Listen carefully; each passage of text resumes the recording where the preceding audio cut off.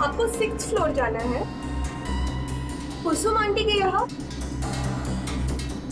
आपको मैंने पहले यहाँ कभी देखा नहीं है।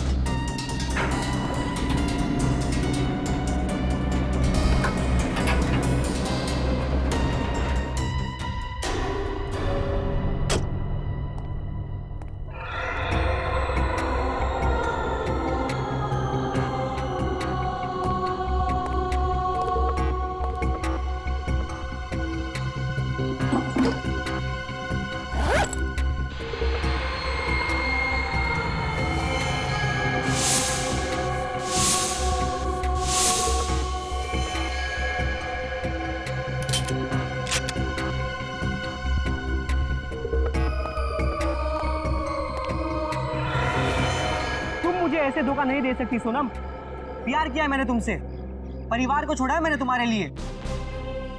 मैं मजबूर हूँ नवीन, प्लीज मुझे समझो। क्या समझूं? ये एक बेवफा से मैं वफा की उम्मीद कर बैठा। तुम्हारी जिंदगी नर्क बना दूंगा मैं सोनम, चैन से नहीं जीने दूंगा मैं तुम्हें। काट काट। अरे नवीन क्या कर रहा है यार? कोई अपनी महबूबा से इस तरह गुस्से में बात करता है क्या? उसने मुझे धोखा दिया है तो गुस्सा तो आएगा ना? आएगा, पर गुस्से के भी टाइप्स होते हैं ना यार। तू उससे प्यार करता है, तुझे दर्द हुआ है, पर तेरे गुस्से में भी वो प्यार दिखना चाहिए, तेरे आंखों में वो नमी दिखनी चाहिए। यार तुझे बड़ा एक्सपीरियंस है, तू क्यों नहीं कर देता आके? देख नवीन, ताने मत मार, मैं डायरेक्टर हूँ, तो फिर एक्टर भी बन जा। देख तू ना मुझसे भी। यार बस करो, यहाँ पर काम करने आओ या झगड़ा करने आयो? देख मैं तो मेरा काम ही कर रहा हूँ, ये नवीन है जो टेढ़ी मेढ़ी बातें कर रहा है। लगता है पैकअप होने वाला है यार। अगर तू मुझे इतने सालों बाद एक्टिंग सिखाएगा तो मुझे बुरा नहीं लगेगा क्या? ए राहुल, अरे इधर आओ। क्या हुआ यार? ये देख।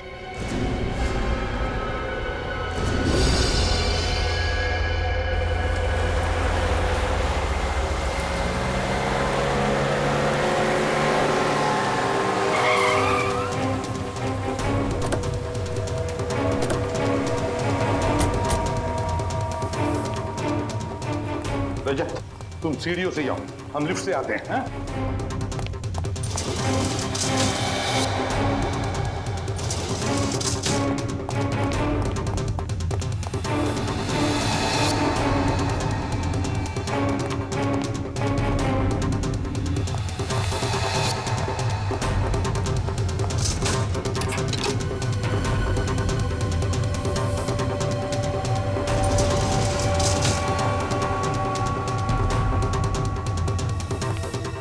दरवाजा तो बंद है। खोलो ट्राई करो। रजा, खोलो जरा, और होशियारी से, अंदर पता नहीं चलना चाहिए।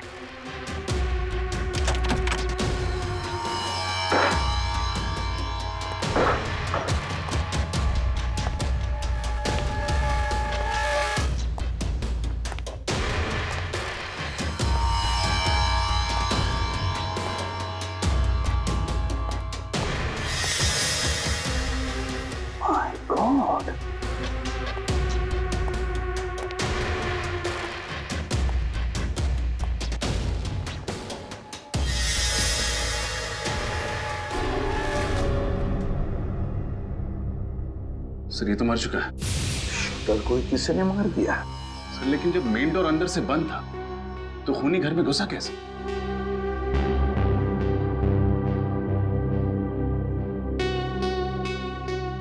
खूनी घर के अंदर नहीं, घर के बाहर था।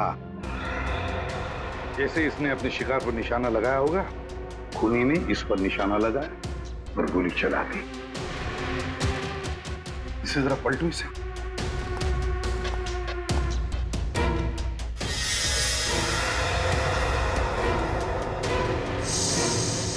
गोली तो आर पार हो गई। अगर गोली आर पार हुई है तो गोली कमरे के अंदर ही होनी चाहिए। पूर्वी, ढूंढो जरा।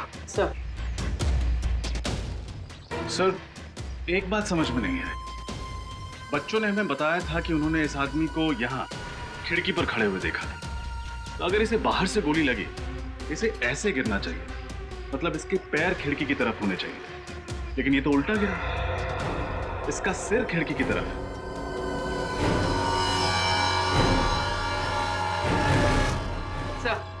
सर बुलेट कहीं नहीं मिला। अच्छा, कमरे के अंदर बुलेट नहीं मिली, ये आदमी उल्टा पड़ा है। समझ में नहीं आता ये सारा चक्कर है क्या? सर, इसकी जेब में ये 2 बुलेट और कुछ पैसे मिले। कोई आईडी वगैरह, कोई नाम पता नहीं मिला। ऐसा आदमी अपनी जान पहचान लेकर थोड़ी घूमेगा रजत। पर सर, यहाँ ये मारने कैसे आया होगा?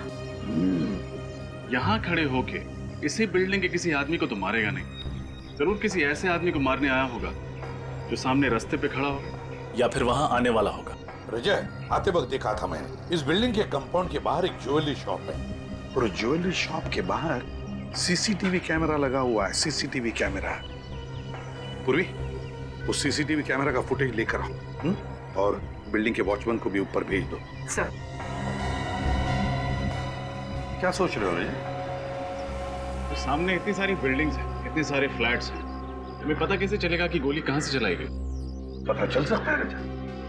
जिस एंगल से गोली इस आदमी के शरीर में घुसी है, उस एंगल से पता चलेगा कि गोली चली कहां से है। गोली चली कहां से है। बॉडी को फॉरेंसिक लैब भेज दो, सब पता चल जाएगा। हाँ सर, कुछ पता चला? अभिजीत, गोली तो इसे सामने से ही लगी है। सर, ये हमें मालूम है। कुछ और बता सकते हो? गोली कहां से चली है, किस एंगल से चली है, ये बता सकते हैं आप? मैं तुम्हें दिखा सकता हूँ। हाँ,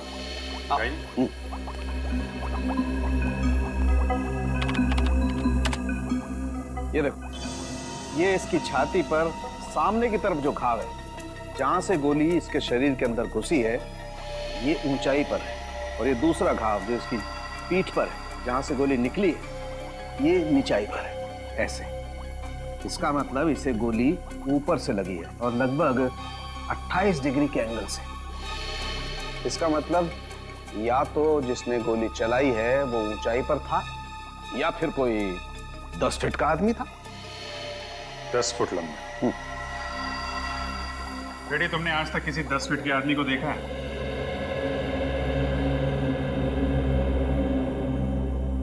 नहीं सर। नहीं देखा सर। तो फिर आपकी दूसरी थ्योरी सही है, गोली सामने से चली है, ऊपर से। जी। और सर, जिसने भी ये गोली चलाई है वो भी कोई प्रोफेशनल किलर है, क्योंकि इतनी दूरी से इतना एक्यूरेट, इतना सही निशाना लगा पाना किसी आम आदमी के बस की बात तो हो नहीं सकती। फिर भी रजत, एक बात अभी भी घूम रही है।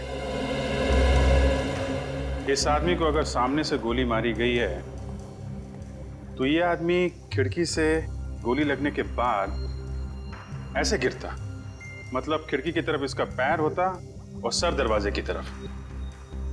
मगर हमें इसकी लाश जब मिली तो इसका सर खिड़की की तरफ था और पैर दरवाजे की तरफ। कैसे हुआ होगा? सारुके साहब, इसके फिंगरप्रिंट से कुछ पता चला कि ये आदमी कौन है? नहीं, वो पता नहीं लगा, क्योंकि इसके फिंगरप्रिंट्स हमारे क्रिमिनल डाटाबेस में किसी के साथ मैच ही नहीं होते। अगर इस निशानेबाज का पता नहीं चल रहा है, तो फिर हमें यह पता लगाना पड़ेगा कि ये वहां पे निशाना किसे बनाने आया था। सर, उस वक्त सड़क पे बहुत सारे लोग थे और इतने सारे लोगों के बीच में इस आदमी का निशाना कौन था, कैसे पता चलेगा? रेडी, फिर भी पता तो लगाना पड़ेगा ना। सर, हमें ये पता चल चुका है कि ये राइफल किसी के नाम रजिस्टर्ड नहीं है, इसका कोई लाइसेंस नहीं है। इल्लीगल गन, ये तो पहले से ही शक था। सर, मैं एक ऐसे आदमी को जानता हूँ जो उन सभी आदमियों को जानता है जो ऐसे इल्लीगल हथियारों में डील करते हैं। ठीक है, मिलो उससे और पता लगाओ कि ये गन किसने बेची और किसने खरीदी। सर, फिर से उस बिल्डिंग में जाना पड़ेगा।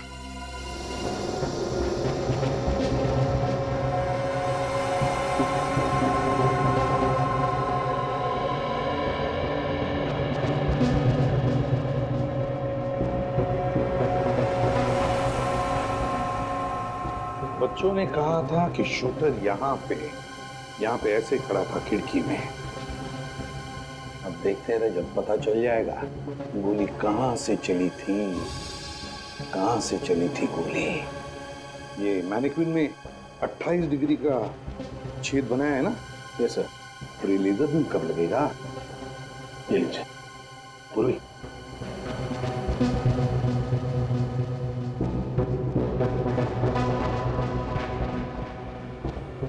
बहुत दूर है, कोई दिख नहीं रहा यहां से। 1 मिनट देखते हैं।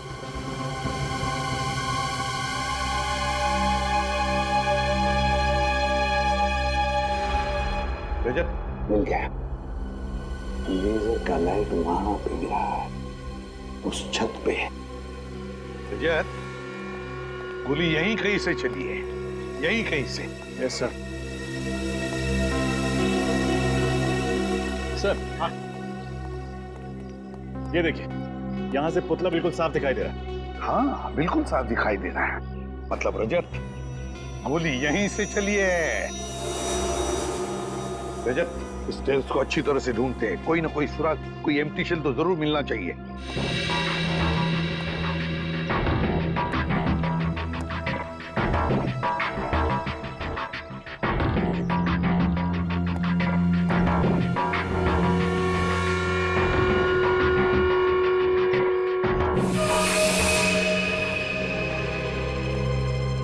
सर, हाँ,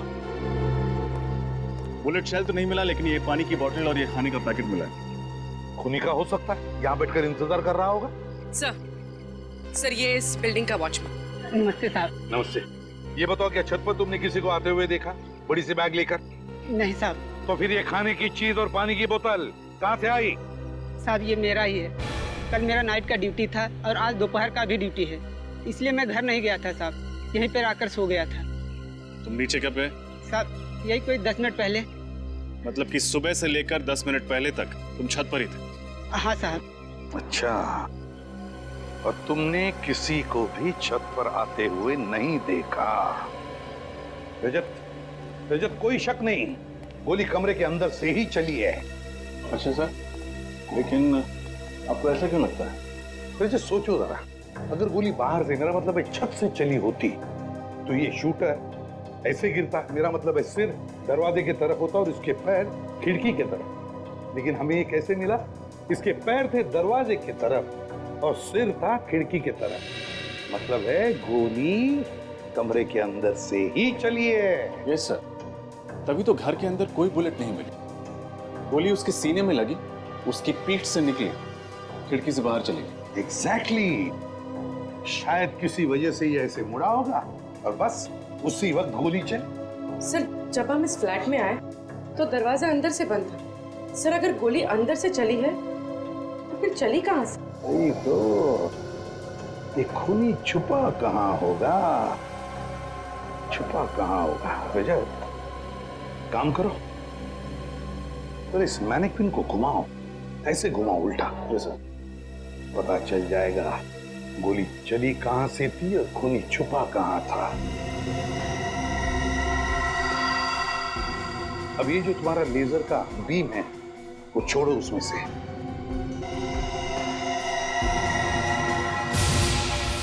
माय गॉड, सर लेजर तो स्पीकर पे जा रहा है। उतारो स्पीकर को और खोलो।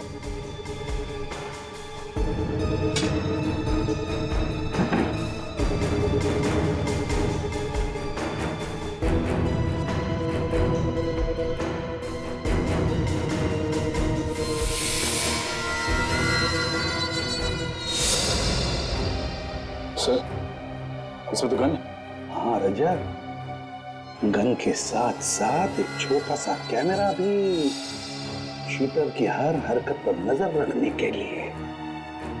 अच्छा, तो खूनी स्पीकर में छुप कर बैठा था, जैसे ही शूटर किसी वजह से मुड़ा, खूनी ने उस पर गोली चला दी।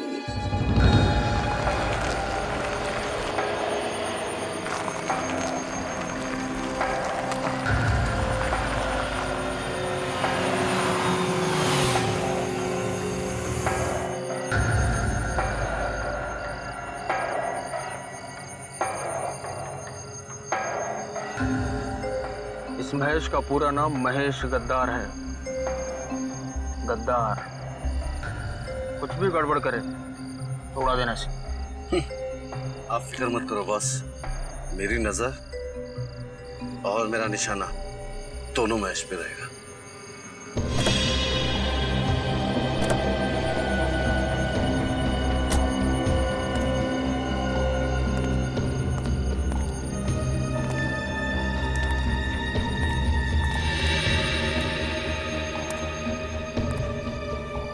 माल लाए मेरा। मैं जुबान का पक्का हूँ महेश बाबू। ताने मार रहा है। जरूरत पड़ी तो गोली भी मार सकता हूँ। मैंने भी हाथों में चूड़ियां नहीं पहनी, लेकिन गोलीबारी करने का मूड नहीं। चल माल दिखा। पहले पैसे दिखाओ। पैसे दिखा सर। अब क्या गिन के दिखाओ? उसकी जरूरत नहीं है। कम निकले तो बाद में हिसाब करने आता है मुझे।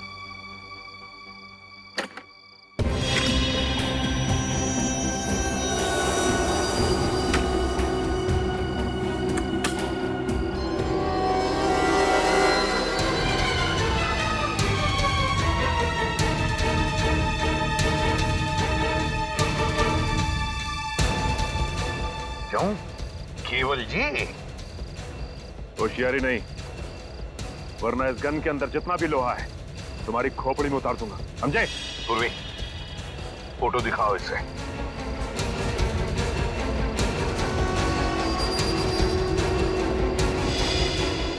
कौन है ये?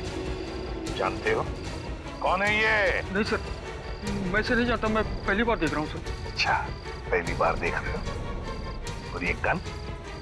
गन तो पहचानते होंगे, है? नहीं?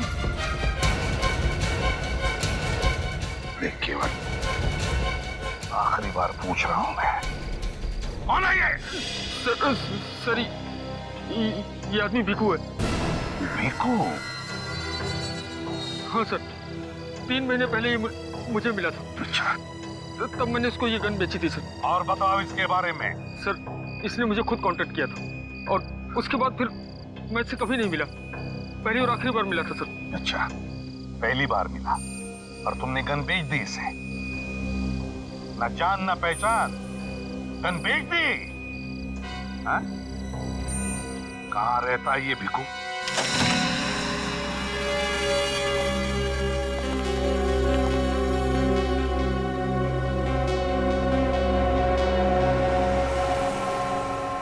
सर काफी माल कमाया इस भिखू ने।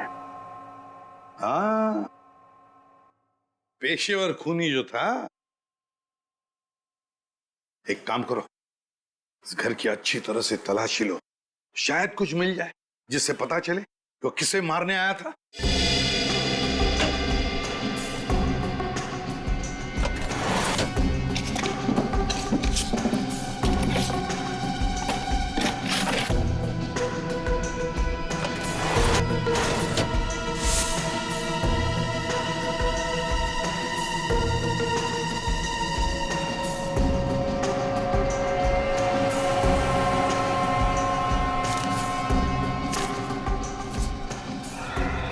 सर, सर ये अलग से 4 नंबर्स लिखे। सर भिखू ने ये 4 नंबर इस डायरी में क्यों लिखे होंगे? नहीं तो इससे पहले कि देर हो जाए पता लगाना पड़ेगा ये चारों नंबर किसके हैं। शायद भिखू इन्हें मारना चाहता था। ये रिग देख के तो ऐसा लगता है कि खूनी ने खुद अपने हाथों से ही फिट किया है। हाँ सर, और ये गन पे छोटा मोटा कैमरा लगा हुआ है। रेडी, इसी कैमरे से तो वो देख रहा था कि गन के सामने कौन आ रहा है। और ये रिग रिमोट से ऑपरेट होता है, जिसके जरिए इस गन को ऊपर नीचे, ये देखिए, दाएं बाएं भी घुमाया जा सकता है। बात साफ है, खूनी कहीं दूर बैठा था और दूर से ही उसने भिखू का शिकार किया। मगर खूनी उस फ्लैट में घुसा कैसे? ये रिग वगैरह लगाने में तो काफी टाइम लगा होगा। किसी ने देखा कैसे नहीं उसे?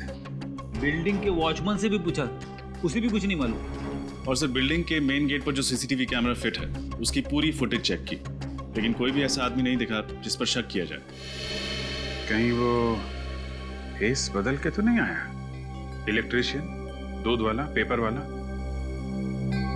फेस बदल के अंदर आया, ये रिग फिट किया और निकल गया। किसी को शक भी नहीं हुआ। कुछ पता चला भीखू को कॉन्ट्रैक्ट किसने दिया था खून करने का? सर भीखू के घर से जो डायरी मिली है उसमें 4 लोगों के फोन नंबर्स मिले। कौन है ये लोग? सर नाम है मनीष, रितेश, विक्रांत और हितान। चारों बिजनेस पार्टनर्स थे। किस चीज का बिजनेस है इनका? सिक्योरिटी इक्विपमेंट का सर। ये लोग सिक्योरिटी एजेंसीज और प्राइवेट बिल्डर्स को इक्विपमेंट सप्लाई करते थे। लेकिन सर इस तरीके का बिजनेस करने वाले इन लोगों के फोन नंबर्स एक कॉन्ट्रैक्ट किलर के पास कैसे? या तो इन चारों ने किसी की सुपारी दी होगी या फिर किसी ने इन चारों की सुपारी दी होगी भीखू को। सर एक और बात पता चली है, इन चारों में से एक पार्टनर मनीष 1 महीने पहले ही उसका खून हुआ है। कैसे खून हुआ इस मनीष का? सर मनीष एक कॉफी शॉप में बैठा हुआ था जब किसी ने उस पर गोली चलाई। पुलिस रिकॉर्ड्स के मुताबिक 9mm की स्नाइपर राइफल की गोली थी। सर कॉफी शॉप में ही मनीष ने दम तोड़ दिया। स्नाइपर राइफल की गोली? मतलब ये चारों पार्टनर्स भीखू के निशाने पे थे। मनीष को तो उसने मार दिया, बाकी बचे इन 3 पार्टनर्स में से किसी को मारने के लिए उस फ्लैट में घुसा होगा। मगर किसको? सर उसी रास्ते पे जो ज्वेलरी शॉप की सीसीटीवी कैमरा की रिकॉर्डिंग है उसको श्रेया चेक कर रही, शायद कुछ पता चले। सर आशा, सर ये देखिए, ये आदमी कब से एक ही जगह पर खड़ा है और बार बार अपनी घड़ी चेक कर रहा है। हाँ सर, ऐसा लग रहा है जैसे ये किसी का बेसब्री से इंतजार कर रहा है।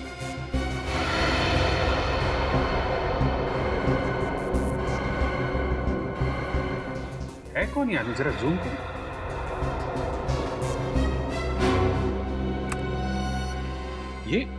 ये तो उन चारों पार्टनर्स में से एक है ना, विक्रांत? Yes sir. मतलब मनीष के बाद भीखू का अगला शिकार विक्रांत था?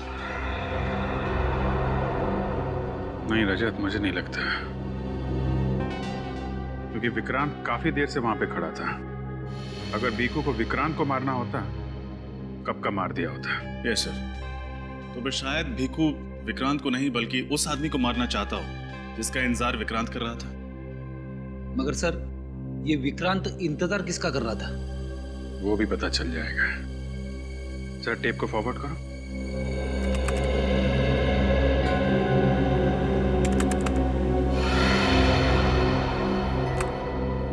रितेश, ये तो उन्हीं का पार्टनर है। मतलब विक्रांत ने पहले एक पार्टनर मनीष को मरवाया और उसके बाद दूसरे पार्टनर रितेश को मरवाना चाहता। लेकिन सर इस सब के पीछे विक्रांत का मकसद क्या हो सकता है? अब ये तो विक्रांत ही बताएगा। पकड़ो इस विक्रांत को। हेलो, हाँ जसवंत, आज का ये प्रेजेंटेशन अब बहुत जरूरी है। अगर ये कॉन्ट्रैक्ट हाथ से निकल गया ना तो करोड़ों का नुकसान हो जाएगा।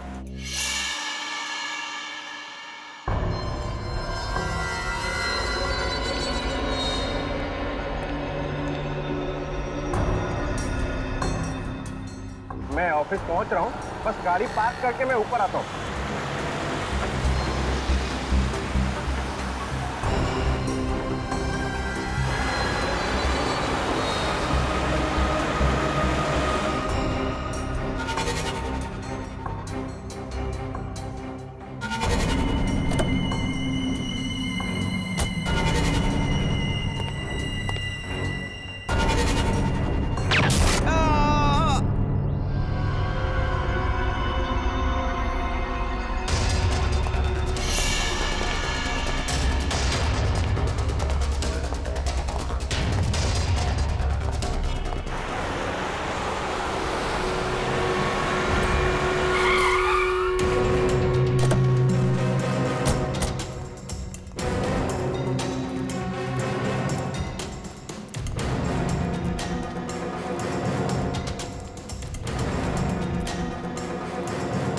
प्लीज आप लोग इस तरफ चलिए, प्लीज आइए आइए आइए, प्लीज बैठिए बैठिए, आइए इधर आइए प्लीज, आइए चलिए सब एक साइड प्लीज।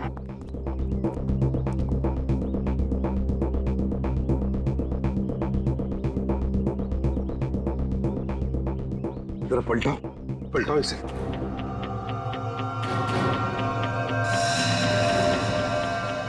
इसकी छाती पे गोली मारी गई है। हाँ सचिन, इस विक्रांत को भी वहीं पर गोली मारी है जैसे मनीष को मारी थी।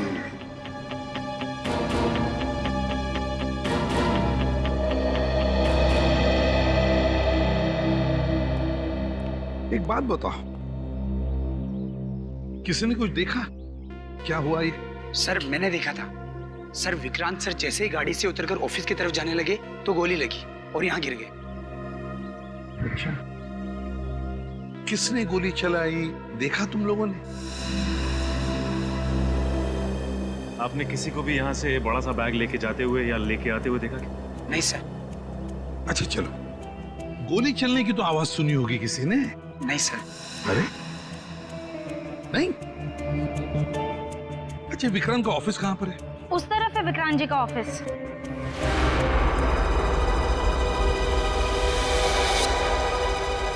सचिन, गोली तो यहीं से चली है, बिल्डिंग में से ही।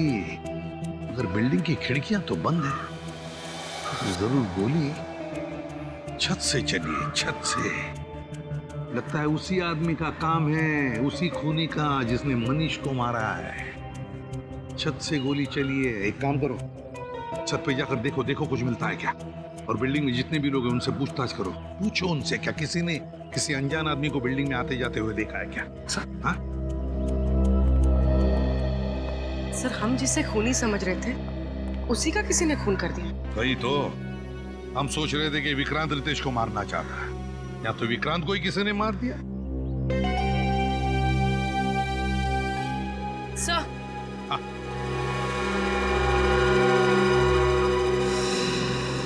सर ये देखिए, ये फोन शायद इस विक्रांत का है। देखो, इसने आखिरी बार किससे बात की थी? हाँ सर। सर, इसने आखिरी बार किसी जसवंत से बात की थी। जसवंत? जसवंत तो विक्रांत का मैनेजर है। ये क्या हो रहा है सर? इन चारों पार्टनर्स के एक के बाद एक खून हो रहा है। एक बात बताओ जसवंत, विक्रांत इस वक्त ऑफिस में आने वाला था, ये और किस किस को पता था? वो तो हर रोज 10 बजे आते हैं सर, ये तो सारे स्टाफ को पता है। आखिरी बार तुम्हारी बात हुई थी विक्रांत के साथ? जी सर। क्या बात हुई थी? सर, वो तो एक प्रेजेंटेशन के बारे में बात कर रहे थे। प्रेजेंटेशन? और कुछ नहीं? जी सर। किसी पर शक है तुम्हें? किसने किया होगा ये? ऐसा कौन हो सकता है सर? मैं किस पे शक करूं जिसने मेरे पार्टनर विक्रांत को मार दिया? सिर्फ विक्रांत ही नहीं, कोई ऐसा आदमी है जो तुम चारों का दुश्मन है। क्या? हाँ, वो तुम चारों को खत्म करना चाहता है। लेकिन सर, मेरी तो ये समझ में नहीं आ रहा है कि हम चारों ने उसका क्या बिगाड़ा है। वो हमें क्यों मारना चाहता है? कल तुम और विक्रांत एक बिल्डिंग के नीचे मिलने वाले थे, है ना? हाँ सर। वहां भिकू नाम का एक शूटर तुम्हें निशाना बनाने वाला था, तुम्हें, मगर किसी ने उसे ही मार दिया। क्या? भिकू मुझे मारना चाहता था? हाँ, हमें लगा था कि सबके पीछे विक्रांत का हाथ है और उसी ने भिकू को तुम्हें मारने का कॉन्ट्रैक्ट दिया था। नहीं सर, ऐसा नहीं हो सकता। विक्रांत मेरा पार्टनर ही नहीं था, मेरा एक अच्छा दोस्त भी था। आपका चौथा पार्टनर मिस्टर हितांग फिलहाल कहाँ पर है? वो तो पिछले 1 महीने से शहर से बाहर गया हुआ है। उसके पिताजी की तबीयत खराब है। कब आने वाला है? उसने कहा तो था कि वो जल्द से जल्द लौटने की कोशिश करेगा। कुछ दिन पहले तुम्हारा एक्सीडेंट हुआ था, है ना? जी हाँ सर। क्या हुआ था? 5 मई को मैं अपनी बीवी और बच्चे के साथ एक पार्टी से वापस लौट रहा था।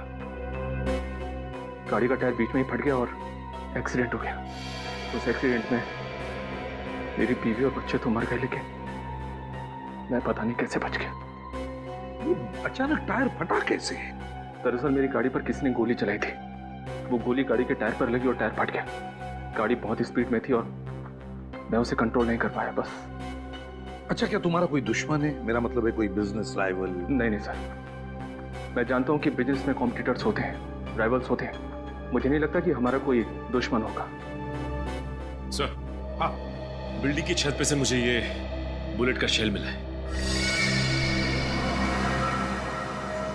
9 mm shell, long range rifle का शेल ही है। सर, फिर तो एक बात पक्की है कि खूनी ने विक्रांत पर छत से ही गोली चलाई है। हाँ पूर्वी, हमारा शक सही निकला। जिसने मनीष पर गोली चलाई उसी ने विक्रांत को भी मारा है। उसी ने विक्रांत पर गोली चलाई है। सचिन, उन्हीं को किसी ने आते जाते देखा बिल्डिंग में?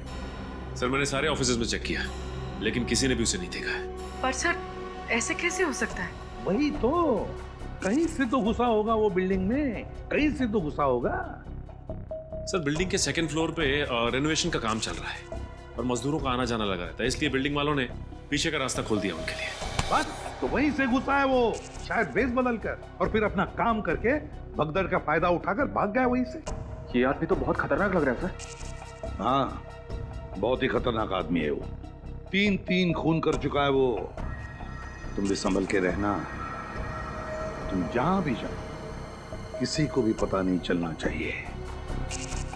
और सचिन, इनका चौथा पार्टनर हितांग, उसे कांटेक्ट करो और उससे कहो कि जैसे वो शहर में आए हमें इन्फॉर्म करें। सर रितेश अपने परिवार के साथ जब एक पार्टी से लौट रहे थे तब उनकी गाड़ी पर गोली चलाई गई जो टायर पे लगी। रितेश गाड़ी को कंट्रोल नहीं कर पाए और गाड़ी फांजा ब्रिज से नीचे गिर गई। इस एक्सीडेंट में उनकी पत्नी और उनके इकलौते बेटे की मौत हो गई लेकिन वो बच गए। और ये एक्सीडेंट हुआ कब? सर मनीष के खून के 1 हफ्ते बाद। तो कहीं इस भीखू का हाथ तो नहीं है इस एक्सीडेंट में? सर मेरा तो रितेश पर शक पक्का हो रहा है। हो सकता है अपने परिवार और अपने पार्टनर्स का बदला लेने के लिए उसी ने भीखू पर गोली चला दी। मगर भीखू पे तो रिमोट कंट्रोल से गोली चलाई गई है और फुटेज में दिख रहा है रितेश विक्रांत के साथ मिलने आया था। अगर उसने कुछ किया होता तो हमें दिख जाता फुटेज में। अगर रितेश या हितांग ने भीखू का खून नहीं किया तो फिर किसने किया? कहीं ऐसा तो नहीं कि इनके किसी बिजनेस राइवल ने भीखू को कॉन्ट्रैक्ट दिया हो इन्हें मारने के लिए? इन चारों पार्टनर्स के बिजनेस राइवल के बारे में पता लगा है क्या? लगाया ना सर, मगर अभी तक किसी पर शक नहीं हो रहा है। लेकिन एक अजीब बात सामने आई है सर। क्या?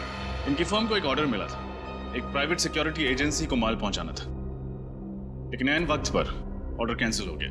तो उस ऑर्डर का इन पार्टनर्स की मौत के साथ कोई संबंध हो सकता है सर। ऑर्डर बड़ा था, करोड़ों रुपए का। ऐन वक्त पर ऑर्डर कैंसिल होने की वजह से इनको बहुत बड़ा नुकसान उठाना पड़ा था। बल्कि आज भी कंपनी कर्जे में डूबी हुई है। और ये ऑर्डर कैंसिल होने की वजह? सर वो तो पता नहीं चल पाया है, लेकिन चारों पार्टनर्स के खिलाफ एक कोर्ट केस चल रहा है। और सर इसी टेंशन की वजह से एनुअल जनरल मीटिंग में उन चारों पार्टनर्स के बीच झगड़ा भी हुआ था। पता लगा उस कॉन्ट्रैक्टर ने अपना ऑर्डर कैंसिल क्यों किया था। शायद वहीं से हमें कोई नया सबूत या सुराग मिल जाए जो इस केस को सुलझाने में हमारी मदद कर सके। सीआईडी, आपसे कुछ सवाल पूछने। सवाल? कैसे सवाल?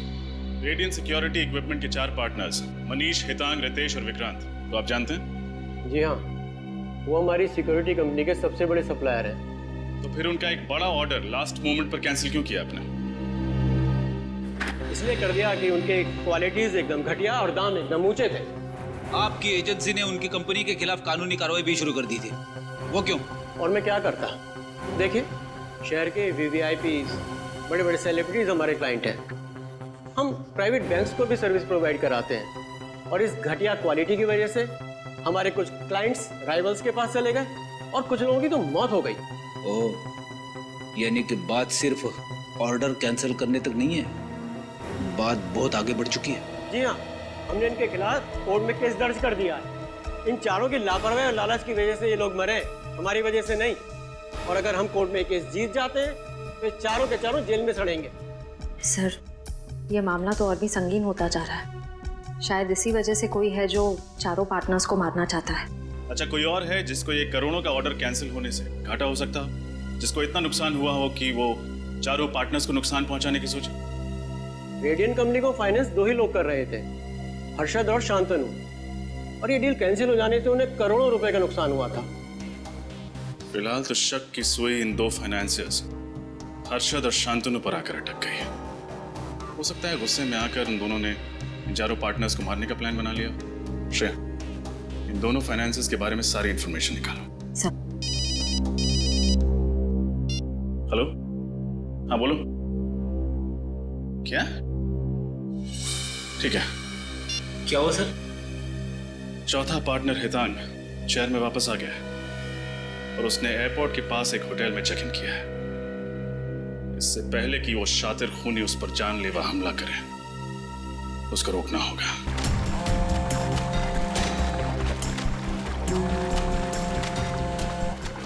सर मैं लगातार मिस्टर हितांग का नंबर ट्राई कर रही हूँ, रिंग बज रही लेकिन वो फोन नहीं उठा रहा है। अच्छा, होटल के रिसेप्शन में बोलो, उसके कमरे में फोन कनेक्ट करके दें। सर मैंने वहाँ भी फोन किया था, लेकिन उनका कहना है कि मिस्टर हितांग अपने कमरे में ही नहीं है। कमरे में नहीं? किसी मुसीबत में तो नहीं है? कोई अनहोनी हो जाए उसके पहले हमें वहां पहुंचना पड़ेगा।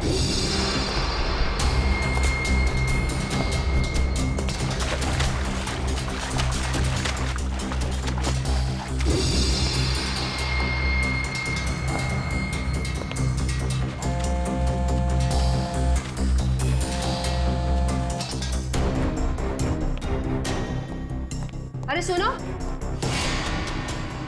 हाउसकीपिंग का सारा स्टाफ कहाँ है? मैं कब से उन्हें ढूंढ रही हूँ। मुझे मन्नू से बात करनी है। मैं तुमसे बात कर रही हूँ। क्या नाम है तुम्हारा?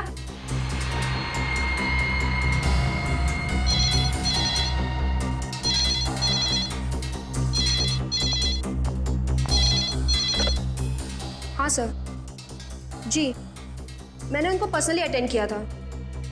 ठीक है सर, मैं अभी आपके कैबिन में आती हूँ। सुनो, मन्नू मिले ना तो उसको कहना मुझसे आके मिले। मैं मैनेजर से मिलके आती हूँ। वो जो दोनों फाइनेंसर्स थे, हर्षद और शांतनु, उनके बारे में क्या पता चला? सर दोनों पार्टनर्स बिजनेस के सिलसिले में पिछले 1 महीने से विदेश में हैं सर। सर अगर दोनों 1 महीने से विदेश में हैं, तो फिर इन पार्टनर से फोन कौन कर रहा है?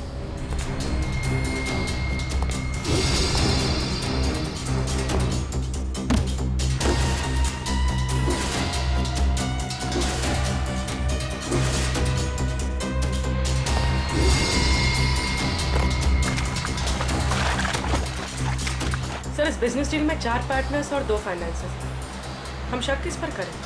उस पर जिसे हम अब तक नजरअंदाज करते आए हैं।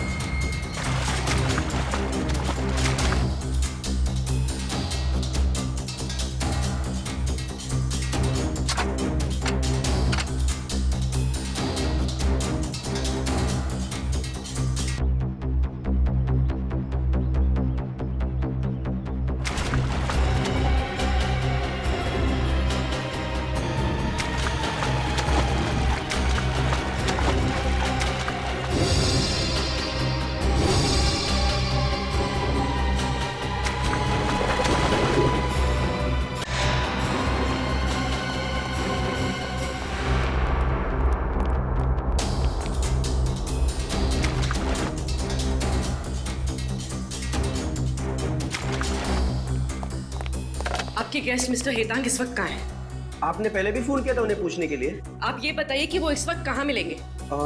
अभी थोड़ी देर पहले नीचे गए, शायद जिम में होंगे या स्विमिंग पूल के अंदर होंगे, हो सकता है रेस्टोरेंट में भी बैठे हों।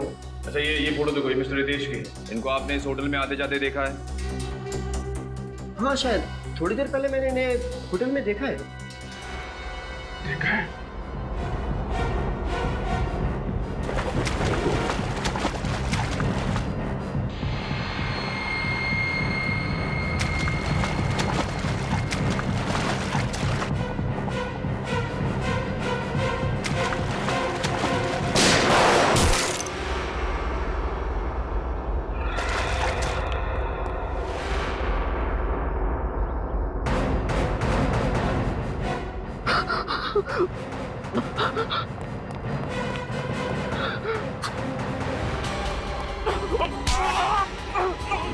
नहीं छोड़ूंगा मैं तुम्हें, नहीं छोड़ूंगा। मेरी जान बाकी है। हाँ सर हाँ, मैंने ही सबको मार दिया। क्यों? वो तो तुम्हारे बिजनेस पार्टनर थे ना, दोस्त थे तुम्हारे। दोस्त नहीं थे सर, ये लोग गद्दार थे। मेरी वजह से इन लोगों को लाखों करोड़ों का कॉन्ट्रैक्ट मिला, मगर इन लोगों ने मार्केट में हल्की क्वालिटी का जाली माल बेचना शुरू कर दिया।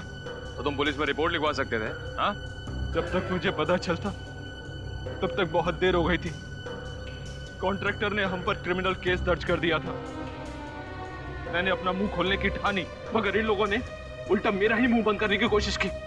जब तुमने चुप रहने से इनकार कर दिया तो उन्होंने तुम्हारा और तुम्हारे परिवार का एक्सीडेंट करवा दिया, जिसमें तुम्हारी पत्नी और तुम्हारा बच्चा तो मर गए, लेकिन तुम बच गए। हाँ सर, उसके बाद मैंने सोचा अगर मैं पुलिस के पास गया तो ये मेरे माँ बाप को भी मार डालेंगे, और इसलिए मैंने भीखू कॉन्ट्रैक्ट किलर को हायर किया। और उसे तुमने 4 लोगों के नाम और नंबर दे दिए, जिसमें से एक नाम तुम्हारा भी था। वो सबको गुमराह करने के लिए था। भीखू से मैंने केवल फोन पे बात की थी, उसने मुझे देखा नहीं था। कुछ पैसे मैंने उसके अकाउंट में ट्रांसफर कर दिए थे। भीखू ने सबसे पहले मनीष को कॉफी शॉप में मारा, और उस दिन जब वो तुम्हें विक्रांत को मारने वाला था, उसके पहले ही तुमने भीखू को उड़ा दिया है? जिस फ्लैट से मैंने भीखू को विक्रांत और रितेश यानी मुझ पर गोली चलाने के लिए कहा था, वो फ्लैट मेरा नहीं था, वो फ्लैट मेरे दोस्त का था। मैं उस बिल्डिंग में एसी का मैकेनिक बनकर दाखिल हुआ, और इसलिए मुझे कोई पहचान नहीं पाया। और भीखू के आने से पहले तुम उस फ्लैट में गए और वहां पे वो रिमोट कंट्रोल वाली गन लगा दी, जिससे तुमने भीखू को मार डाला। तुमने भीखू को बलि का बकरा बनाया ताकि लोगों को लगे कि तुम भी उसका टारगेट थे, और उसके बाद मैंने विक्रांत को खुद ही खत्म कर दिया। और अगर आज आप लोग टाइम पर नहीं आते ना सर, तो मैं इस हितांक को भी गोली मार देता। बदले की आग ने तुम्हें खुद मुजरिम बना दिया है। इस हितांक को तो उसके किए की सजा मिलेगी, लेकिन 3-3 खून करने के जुर्म में तुम्हें सिर्फ फांसी होगी, फांसी।